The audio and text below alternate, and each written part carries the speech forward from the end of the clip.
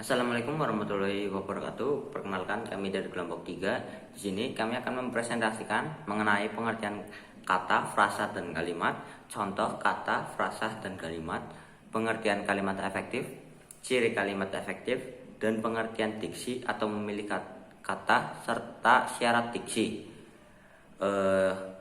Di sini juga ada 4 anggota, yaitu Indra Surya, M. Surya Ikal, Reva Alia, dan Trivandi Praestu. Pengertian kata. Menurut bahasa Sanskerta, pada awalnya unsur ini berasal dari kata yang memiliki arti bahasa, konversasi, atau cerita, atau dongeng.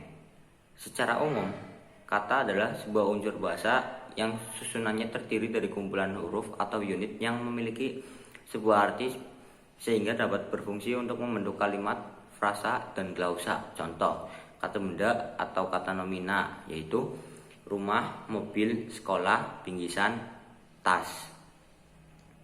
Kata bilangan atau numeralia, yaitu 1, 2, pertama, berdua, 1000, dan beberapa. 3. Kata ganti atau pronomina, yaitu saya, dia, kalian, salah seorang, seseorang, sewaktu-waktu. 4. Kata kerja atau verba, yaitu tanpa, mandi, memasak, membersihkan, mengajarkan, membeli, menetapkan, mengajak, berjalan, berlari, dan menghadiri. 5. Kata sifat atau adjektiva, yaitu bagus, buruk, cantik, terkenal, terpintar, kreatif, warna-warni, rendah hati, baik hati, dan sebagainya. Pengertian frasa. Frasa merupakan gabungan dua kata atau lebih yang membentuk suatu makna. Frasa bersifat non-predikatif atau yang sering dijelaskan sebagai gabungan kata yang mengisi salah satu fungsi sintaksis atau subjek, objek, keterangan, dan pelengkap dalam sebuah kalimat. Ciri-ciri frasa. 1. Dalam frasa harus terdiri setidaknya minimal 2 kata atau lebih. 2. Menduduki atau memiliki fungsi gramatikal dalam kalimat. 3. Dalam frasa harus memiliki satu makna gramatikal. 4. Frasa bersifat non-predikatif. Jenis frasa. 1. Frasa verbal, yaitu frasanya mempunyai inti kata kerja dalam unsur pembentukannya dan juga difungsikan ialah sebagai pengganti kedudukan kata kerja dalam satu kalimat. Contoh, akan muncul, baru datang, tidak makan. 2. Frasa nomina, yaitu frasa yang mempunyai inti kata benda dalam unsur pembentukannya dan juga dapat difungsikan ialah sebagai pengganti dari kata benda. Contoh, rumah kayu, sepatu kaca, lemari besi, dan buku gambar. 3. Frasa adjektiva adalah suatu frasa yang mempunyai inti berupa kata sifat dalam unsur pembentukannya. Contoh, sangat baik, cukup hebat, sangat cepat, mahal sekali, lumayan dekat.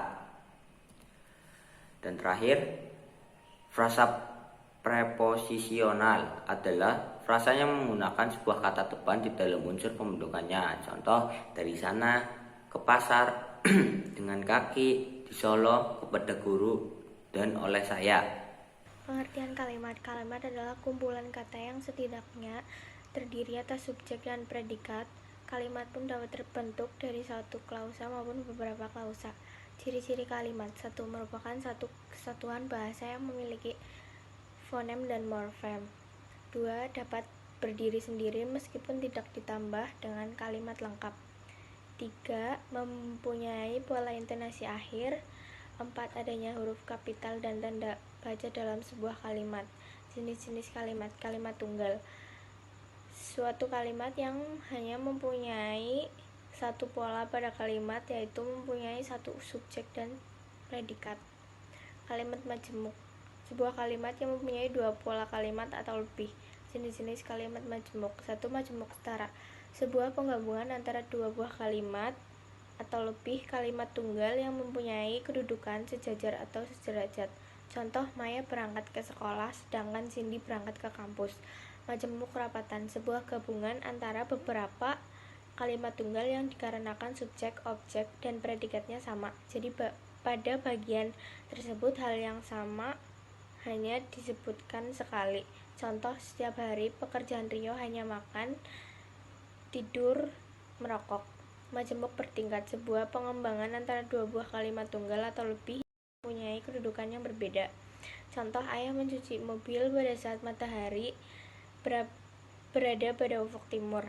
Majemuk campuran. Sebuah gabungan kalimat majemuk setara dengan kalimat majemuk bertingkat setidaknya terdiri atas 3 buah kalimat. Contoh, Iskandar bermain game dengan Kiki. Maya sedang bermain boneka di kamar ketika saya datang ke rumahnya. Unsur-unsur kalimat. 1. Subjek. Subjek ialah bagian pada kalimat yang menandai apa yang sedang dinyatakan oleh sang penulis. Subjek sendiri dapat berbentuk dalam sebuah kata benda, frasa kata benda, kata kerja. Contoh, Ari sedang bersepeda, kata benda. Pacar Ari manis, frasa kata benda. Bersepeda, hobi Ari, kata kerja. Ciri-ciri subjek. Jawaban atas pertanyaan apa atau siapa disertai kata itu didahului kata bahwa memiliki keterangan pewatas yang. Penghubung dengan menggunakan kata yang. Tidak didahului preposisi seperti dari, dalam, di, ke, pada, berupa nominal atau frasa nominal. Predikat. Predikat yaitu bagian dalam kalimat yang dinyatakan oleh sang penulis tentang sebuah objek.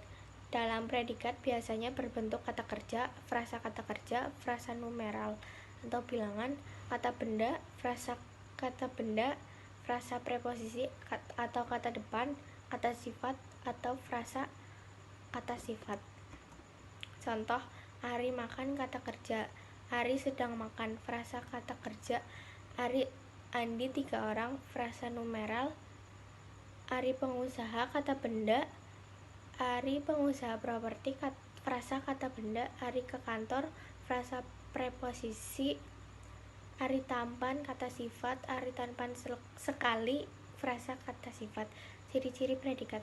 Jawaban atas pertanyaan mengapa atau bagaimana dapat berupa kata adalah atau ialah. Dapat diingkarkan yang diwujudkan oleh kata tidak. Dapat disertai kata-kata aspek atau modalitas seperti telah, sudah, sedang, belum, akan, ingin, hendak, mau, dan lain-lain. Objek. Objek yaitu bagian kalimat yang melengkapi kata kerja. Objek biasanya dapat berupa kata benda serta frasa benda. Kalimat bagian ini letaknya berada setelah predikat yang bertuliskan kata kerja aktif transitif. Kan, me. Contoh, Denny menyayangi Soraya, kata benda. Denny memasukkan bukunya ke dalam tas, frasa kata benda. Denny memerankan sang pangeran, frasa kata benda. Ciri-ciri objek. Langsung di belakang predikat dapat menjadi subjek kalimat pasif, tidak didahului preposisi, didahului kata bahwa. Pelengkap atau komplement ini sering disamakan dengan objek. Sebenarnya pelengkap ini beda dengan objek karena pelengkap ini tidak bisa menjadi subjek apabila kalimat dipasifkan. Dalam pelengkap diikuti oleh predikat, berimbuhan ber, tar, ber, an, berkan, dan kata-kata khusus merupakan berdasarkan dan menjadi. Contoh, Budi bertubuh kekar, Budi bercucuran keringat, Budi menjadi manajer. Ciri-ciri pelengkap di belakang predikat. Ciri-ciri ini sama dengan objek, perbedaannya adalah objek berada tepat di belakang predikatnya, sedangkan unsur lain masih dapat disisipkan dalam pelengkap yaitu objek. Keterangan. Bagian yang terdapat pada kalimat yang mempunyai fungsi untuk meluaskan atau membatasi makna dari suatu subjek atau predikat. Contoh, Doni tinggal di Jakarta. Setiap hari Sabtu, Doni berwisata kuliner. Struktur kalimat.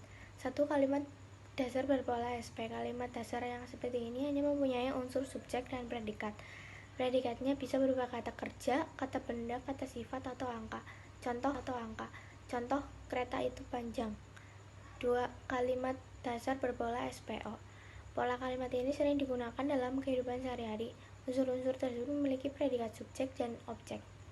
Contoh, Amel mengendarai sepeda. 3. Kalimat dasar berpola SPPL. Contoh, Andi pergi memancing. 4. Kalimat dasar berpola SPOPL. Contoh, Andi membuang sampah sembarangan. 5. Kalimat dasar berpola SPK. Contoh, Amel menjahit tadi pagi. 6. Kalimat dasar berpola SPOK. Contoh, Amel menjahit baju tadi pagi. Kalimat efektif. Seperti yang sudah dijelaskan di atas, kalimat merupakan satuan bahasa terkecil yang mengungkapkan pikiran atau informasi secara utuh. Artinya, dalam berbahasa, unit terkecil informasinya dapat diketahui melalui kalimat. Oleh karena itu, penyampaian ide atau gagasan seseorang lewat kalimat menjadi prasyarat mutlak dalam komunikasi, baik tulis ataupun lisan. Ketepatan penggunaan kalimat baik secara gramatikal ataupun konsep pikiran inilah yang disebut kalimat efektif.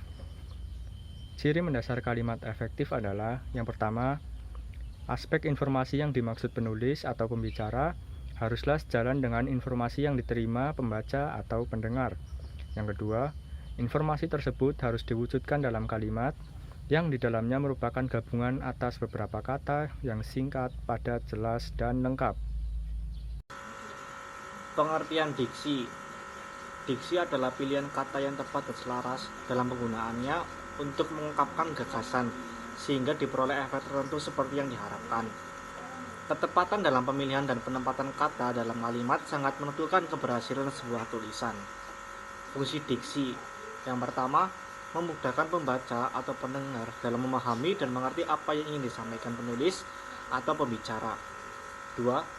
Kata yang disampaikan menjadi lebih jelas sehingga terasa tepat dan sesuai dalam konteks penggunaannya. 3. Untuk mengabarkan ekspresi terhadap ide dan gagasan yang ingin disampaikan. Jenis diksi. 1. Sinonim atau persamaan kata. 2. Antonim atau lawan kata. 3. Homonim, yaitu jenis kata yang memiliki makna yang berbeda namun lafal atau pengucapan dan ejaannya sama. 4. Homofon, yaitu memiliki lafal yang sama namun makna dan ejaannya berbeda. 5. Homografi, jenis kata yang memiliki ejaan yang sama namun makna dan lafalnya berbeda. 6. Polisemi. 7. Hipernim dan hiponim.